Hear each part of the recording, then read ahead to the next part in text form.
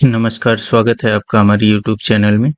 हम लोग class 10th math का एक्सरसाइज 1.2 एनसीईआरटी का सॉल्व कर रहे थे। इसमें क्वेश्चन नंबर 2 तक हो गया है। आज हम लोग क्वेश्चन नंबर 3 से सॉल्व करना पढ़ेंगे। चलिए वीडियो को स्टार्ट करते हैं। वीडियो को ज़्यादा से ज़्यादा लाइक, शेयर और चैनल को सब्सक्राइब कर लें। तो क्वेश्चन नंबर 3 है, सिद्ध कीजिए कि निम्नलिखित संख्याएं अपरिमेय हैं। ठीक है, तो पहला इसमें है 1/√2। ठीक है, तो इसको हमें सिद्ध करना है कि 1/√2 अपरिमेय है। तो प्रोसेस सेम वही रहेगा कि क्या करेंगे हम लोग, लिखेंगे माना 1/√2 एक परिमेय संख्या है। ठीक है, परिमेय संख्या है, यह मान लेंगे हम लोग। तो अगर यह एक परिमेय संख्या है तो प्रोसेस वैसे ही करेंगे। ठीक है, 1/√2 को क्या मान लेंगे, p/q या a/b मान लेंगे, p/q मान लेंगे, जहां p और q क्या है,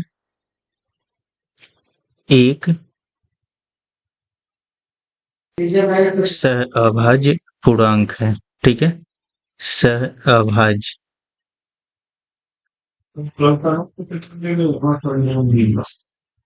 पूर्णांक है वह q is not equal to 0। ठीक है, यह होना चाहिए। अब उसके बाद से इसको क्या कर सकते हैं हम लोग, इसको सिंपली आप लोग ऐसे करके क्रॉस मल्टीप्लाई कर लीजिए। ठीक है, तो हो जाएगा कितना, q इक्वल टू √2p हो जाएगा। ठीक है, अब उसके बाद से स्क्वायर कर दीजिए दोनों साइड का। ठीक है, वर्ग करने पर, दोनों साइड का वर्ग करने पर। ठीक है, यह शुरू से मैं प्रोसेस करा रहा हूँ कि शुरू से कैसे इसको सॉल्व कर सकते हैं। अदरवाइज इसको क्या करते हैं हम लोग, √2 कर देते हैं और इसे q/p कर देते हैं और ये बोलते हैं हम लोग कि p/q जो है परिमेय संख्या हमने मान रखा है, और तो q/p भी एक परिमेय संख्या होगी, जबकि हमें मालूम है √2 जो है एक अपरिमेय संख्या है, तो इसलिए यहाँ विरोधाभास हो रहा है।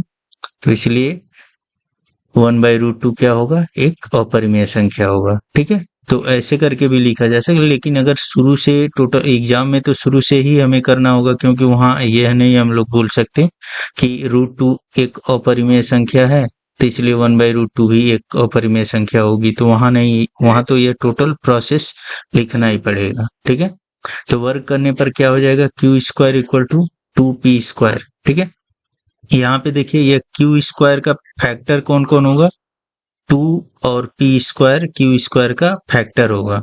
तो यहाँ से क्या लिख सकते हैं, चूंकि q² का गुणनखंड 2 है। ठीक है, तो इसलिए हम लोग लिख सकते हैं, एक हम लोग प्रमेय पढ़े थे इस चैप्टर के स्टार्ट से पहले, कंसेप्ट में यह था कि यदि कोई अभाज्य संख्या किसी संख्या के वर्ग को विभाजित करता है तो वह उस संख्या को भी विभाजित करता है। ठीक है, यह प्रमेय हम लोग पढ़े थे कि यदि कोई अभाज्य संख्या किसी संख्या के स्क्वायर को विभाजित करता है तो वह संख्या जो है उस अभाज्य संख्या से भी विभाजित होगा। मतलब q² जो है 2 से विभाजित हो रहा है, मतलब गुणनखंड है अगर, तो इसका मतलब है कि q जो है, q का गुणनखंड 2 होगा। ठीक है, या फिर ऐसे करके लिख सकते हैं, q² किससे विभाजित हो रहा है, 2 से, तो इसका मतलब q जो है 2 से विभाजित होगा। ठीक है, यह लिख सकते हैं हम लोग। तो इसका मतलब हम लोग क्या लिख सकते हैं, q इक्वल टू 2c लिख सकते हैं। मतलब यह q जो है c टाइम में 2 से विभाजित हो रहा है। ठीक है, जहां c हमने मान लिया एक पूर्णांक है। c क्या है, एक पूर्णांक है, भाज्य है या अभाज्य है उससे कोई मतलब नहीं हमें, लेकिन c जो है एक पूर्णांक है। अब यहाँ पे यह इक्वेशन नंबर 1 रहेगा इसको। ठीक है, अब इस इक्वेशन में हम लोग इसकी वैल्यू पुट कर देंगे, कि वैल्यू क्या करेंगे हम लोग, इक्वेशन 1 में रख देंगे, q इक्वेशन 1 से क्यू की वैल्यू अगर हम लोग रखेंगे तो यह हो जाएगा 2c इक्वल टू √2p। ठीक है, अब फिर उसके बाद से क्या करेंगे, इनका स्क्वायर कर देंगे। ठीक है, तो अगर स्क्वायर हम लोग करते हैं तो यहां से क्या हो जाएगा, वर्ग करने पर, तो अगर वर्ग करते हैं फिर हम लोग तो यहाँ पर हो जाएगा 4c² इक्वल टू 2p²। ठीक है, तो यहां से यह कैंसिल हो जाएगा। ठीक है, कितना बचेगा यहाँ पे, 2c² इक्वल टू p²। अब यहां से क्या हमें मिल जाएगा कि p² का फैक्टर कौन कौन होगा, यह 2 और c²। ठीक है, तो यहां से हम लोग लिखेंगे चूंकि p² का एक गुणनखंड या p² 2 से विभाज्य है। ठीक है, ऐसे करके लिखेंगे, p² का एक गुणनखंड 2 है। ठीक है, तो इसलिए क्या होगा, p का गुणनखंड 2 होगा। ठीक है, यह किसी प्रमेय से यह लिख देंगे हम लोग कि प्रमेय से ऐसा होगा। यहाँ पर भी प्रमेय से लिख देंगे। प्रमेय क्या था कि अगर किसी संख्या का स्क्वायर किसी अभाज्य संख्या से विभाजित हो रहा है तो इसका मतलब वह संख्या भी उस अभाज्य संख्या से विभाजित होगा। ठीक है, मतलब p जो है 2 से विभाज्य होगा या गुणनखंड है यह 2। ठीक है, तो यहां से क्या आया, यहां से आया, इसलिए p व q का एक गुणनखंड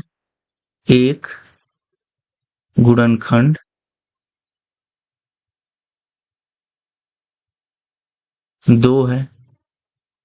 p व q का एक गुणनखंड 2 है। ठीक है, चूंकि p और q का एक गुणनखंड 2 है तो इसका मतलब क्या है, p और दोनों जो हैं 2 से विभाज्य हो रहे हैं। इन निष्कर्षों से ये पता चला। ठीक है, तो इसलिए हमारी कल्पना गलत है। क्यों गलत है, क्योंकि हमने प्रारंभ में क्या मान लिया था, हमने प्रारंभ में यह मान लिया था कि p और q जो है एक सह अभाज्य है। ठीक है, p और q जो है एक सह अभाज्य है, मतलब वह एक के अलावा और किसी से विभाज्य नहीं होगा। ठीक है, इसलिए हमारी कल्पना गलत है।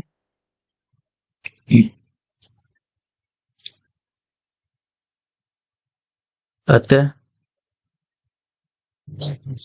1/√2 एक अपरिमेय संख्या होगा।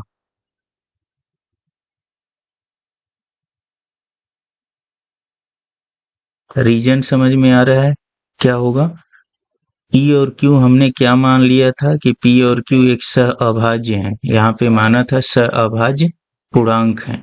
इसका मतलब यह है कि p और q एक के अलावा और किसी से विभाजित नहीं होना चाहिए। जबकि हम लोग यहाँ देख रहे हैं कि q का गुणनखंड 2 हो रहा है, इसका मतलब 2 से अविभाज्य होगा। यहाँ पर देख रहे हैं p का गुणनखंड 2 हो रहा है, इसका मतलब p भी 2 से विभाज्य हो रहा है। इसका मतलब यह होगा कि p और q जो है का एक गुणनखंड 2 है, इसका मतलब है 2 से p और q दोनों विभाजित हो रहे हैं। तो इसका मतलब है हमने जो कल्पना किया था कि p और q एक परिमेय p बाई q एक परिमेय संख्या है, वह क्या होगा, गलत होगा। इसका मतलब यह है कि 1/√2 जो है एक अपरिमेय संख्या होगा। इसको नोट कर लीजिए आप लोग। नेक्स्ट अगला क्वेश्चन हम लोग देखेंगे। 7√5 प्रूव करना है हमें, एक अपरिमेय संख्या है। तो यहाँ पे क्या करेंगे, माना 7√5 एक परिमेय संख्या है।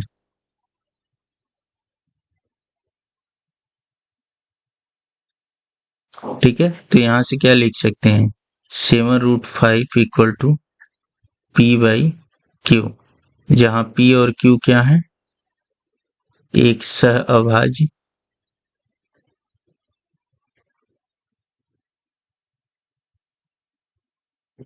पूर्णांक है। सह अभाज्य का मतलब यह होता है कि p और q एक के अलावा और किसी संख्या से विभाजित नहीं होंगे। ठीक है, सअभाज्य हैं व q is not equal to 0, यह हमने मान लिया। ठीक है, अब उसके बाद से सेम ऐसे ही हम लोग करेंगे, इस 7 को इधर कर दीजिए। ठीक है, तो यहाँ से क्या हो जाएगा, यहाँ से हो जाएगा √5 इक्वल टू p/7q।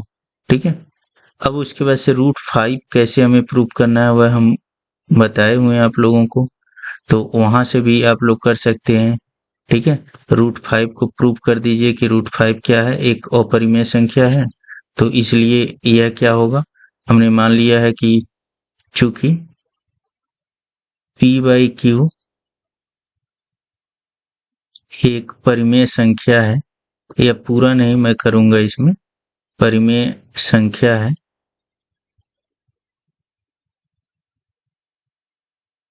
इसलिए p/7q भी एक परिमेय संख्या होगी।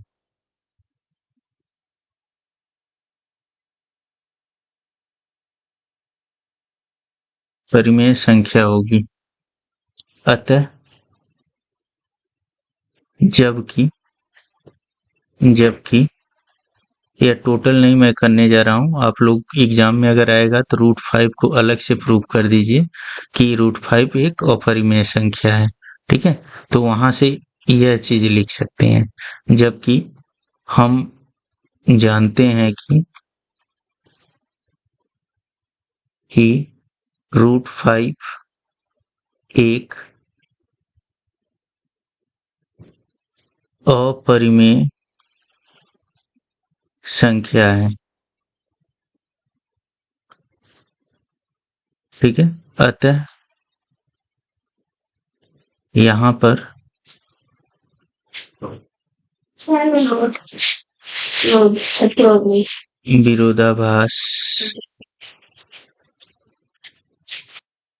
विरोधाभास हो रहा है,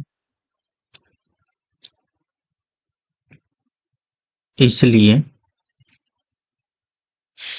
क्या होगा कि 7√5 एक अपरिमेय संख्या होगा।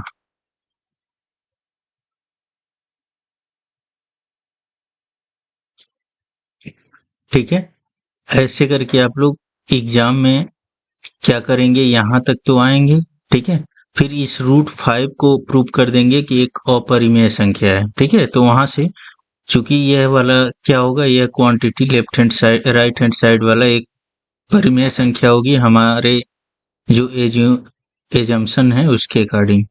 तो अगर यह परिमेय है तो यह भी परिमेय होना चाहिए, लेकिन यह हमें मालूम है कि एक अपरिमेय संख्या है, तो इसलिए यहाँ पे क्या हो रहा है, विरोधाभास हो रहा है कि यह परिमेय हमने माना है और यह एक अपरिमेय संख्या है। तो इसका मतलब यह है कि या तो यह सही होना चाहिए या यह सही होना चाहिए। ठीक है, तो इसका मतलब यह है कि यह हमारी जो कल्पना है वह क्या है, गलत है, और यह क्या होगा, एक अपरिमेय संख्या होगा। अगला क्वेश्चन है 6 + √2, इसको सिद्ध करना है हमें कि एक अपरिमेय संख्या है। ठीक है, चूंकि यह 6 जो है एक परिमेय संख्या है और यह √2 क्या है, एक अपरिमेय संख्या है, तो परिमेय और अपरिमेय जुड़ता है तो भी वह क्या बनता है, एक अपरिमेय ही बनता है। ठीक है, तो किसी परिमेय संख्या में अगर परिमेय संख्या से आप लोग भाग देंगे, जोड़ेंगे, घटाएंगे, ठीक है, तो वह क्या देगा, एक परिमेय संख्या ही बनेगा। ठीक है, यहाँ पे हम लोग सबसे पहले इसको मान लेंगे, माना 6 + √2 एक परिमेय संख्या है,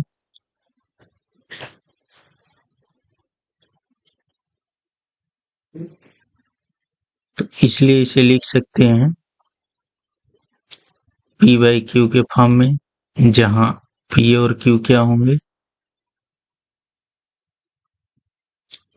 एक सहअभाज्य पूर्णांक होंगे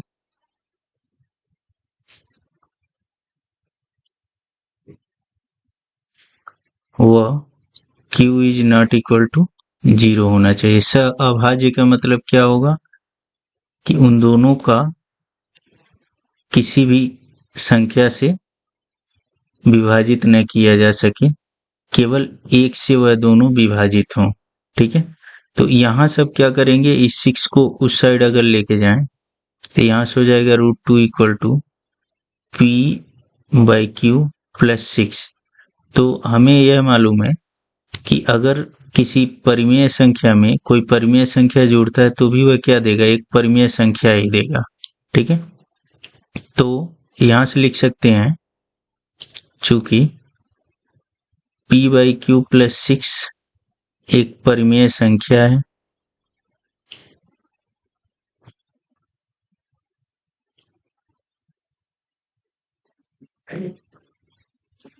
और हमें मालूम है कि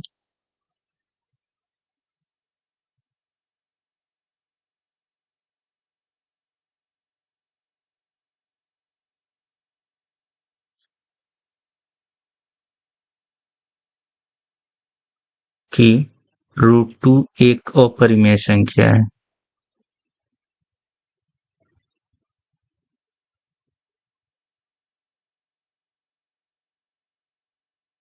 एग्जाम में याद रखना है आप लोगों को, जब भी ऐसा क्वेश्चन आएगा तो यहाँ से इसके बाद जो है यह प्रूव करना होगा कि √2 एक अपरिमेय संख्या कैसे है। ठीक है, वह मैं पहले करा चुका हूँ। तो यहाँ से √2 एक अपरिमेय संख्या यह प्रूव करने के बाद तब यह स्टेप लिखना है। ठीक है, तो यहाँ से अब क्या हो रहा है, √2 एक अपरिमेय संख्या है, हमें मालूम है यह चीज। ठीक है, हम लोग पहले यह कर चुके हैं। और यह क्या हो रहा है, एक परिमेय संख्या हो रहा है। इसका मतलब यह है कि यह एक विरोधाभास हो रहा है कि यह एक अपरिमेय संख्या और यह एक परिमेय संख्या है। तो इसका मतलब क्या है कि हमारी जो कल्पना है कि यह जो संख्या है यह गलत है, वह एक परिमेय संख्या नहीं है, वह क्या होगा, एक अपरिमेय संख्या होगा। तो लिखेंगे हम लोग, इसलिए यहाँ पर विरोधाभास हो रहा है, विरोधाभास हो रहा है। क्या विरोधाभास हो रहा है, √2 एक अपरिमेय संख्या है और यह एक परिमेय संख्या है, तो अपरिमेय संख्या परिमेय संख्या के बराबर नहीं होगी, तो यही विरोधाभास हो रहा है। ठीक है, अतः हमारी कल्पना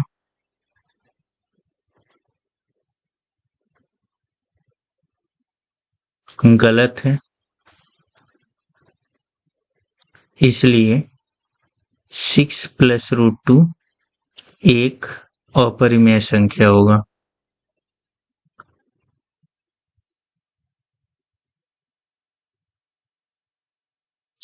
याद रखना है, फिर से रिपीट कर रहा हूं मैं, कि यहाँ पे यह जो आया है √2 इक्वल टू इतना, तो किसी परिमेय संख्या में कोई परिमेय संख्या जब जोड़ते हैं तो वह क्या देता है, परिमेय संख्या ही देता है। ठीक है, यहाँ पे यह √2 है तो हमने यहाँ पे लिख दिया है कि हमें मालूम है या हमें ज्ञात है कि √2 क्या है, एक अपरिमेय संख्या है, यह हमें ज्ञात है। तो हमें क्या करना है, यह यहाँ पे यह चीज √2 जो है एक अपरिमेय संख्या, वह क्या करना है, यहाँ पे प्रूफ करना है। एग्जाम में अगर जब भी ऐसा आ जाएगा तो हमें यह दिखाना होगा कि √2 क्या है, एक अपरिमेय संख्या है। तो उसके लिए फिर से क्या करेंगे, एज्यूम करेंगे कि माना √2 एक परिमेय संख्या है और उसको मान लेंगे a/b के टर्म में मान लेंगे। तो वहां से इस तरह से करके उसको प्रूव कर लेंगे कि √2 एक अपरिमेय संख्या। उसके बाद से यह स्टेप लिखना है। ठीक है, तब उसके बाद से क्या करना है, यह स्टेप लिखेंगे हम लोग, तब यह टोटल कंप्लीट क्वेश्चन माना जाएगा। नहीं तो अगर आप लोग ऐसे ही एग्जाम में लिख देंगे तो वहां पर क्या हो जाएगा, गलत तो नहीं होगा लेकिन नंबर कट जाएंगे आप लोगों के। ठीक है, तो √2 को एक अपरिमेय संख्या है, वह प्रूव करने के बाद यह स्टेप लिखना है। चूंकि हम कर चुके हैं तो इसलिए यहाँ पे नहीं कर रहे हैं। ठीक है, तो इस वीडियो में इतना ही। वीडियो को आप लोग लाइक, शेयर और चैनल को सब्सक्राइब कर लें। अभी मैं वीडियो को थोड़ा शॉर्ट ही रख रहा हूँ, जिससे आराम से आप लोगों को, चूंकि यह थ्योरेटिकल पार्ट ज़्यादा है, ज़्यादा चीज़ें आप लोगों को कैलकुलेट नहीं करना है, ज़्यादा चीज़ें समझना है, इसलिए छोटा रख रहा हूँ ताकि बढ़िया से आप लोगों को समझ आए चीज़ें। धन्यवाद।